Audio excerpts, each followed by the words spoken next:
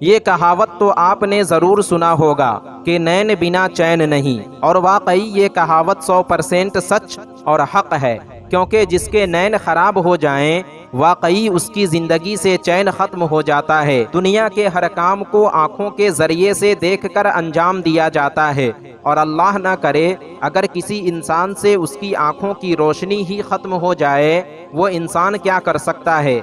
जिंदगी जीने के लिए आंखों में रोशनी का होना हर हाल में ज़रूरी है। आज की वीडियो में हम एक ऐसे अमल के बारे में बताएंगे जिस पर अमल करने से अगर आंखों की रोशनी सलामत है तो सलामत रहेगी, और अगर चली गई है तो आंखों की गई हुई रोशनी वापस आ जाएगी इंशाअल्लाह। अमल का तरीक़ा ये है कि हर फ़र्ज़ नमाज के बाद 11 मरतबा या नूरू पढ़कर उंगलियों पर दम करके आँखों पर फेर लिया करें। इंशाअल्लाह आँखों की गई हुई रोशनी वापस आ जाएगी और दोबारा आँखों की रोशनी जाने से महफूज रहेगी।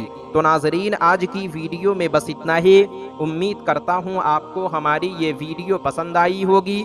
वीडियो पसंद आने की सूरत में वीडियो को लाइक और शेयर करें, और अभी तक चैनल को सब्सक्राइब नहीं किया तो ज़रूर करें। फिर इंशाअल्लाह हमारी मुलाकात एक और नई वीडियो के साथ होगी। जब तक के लिए अल्लाह।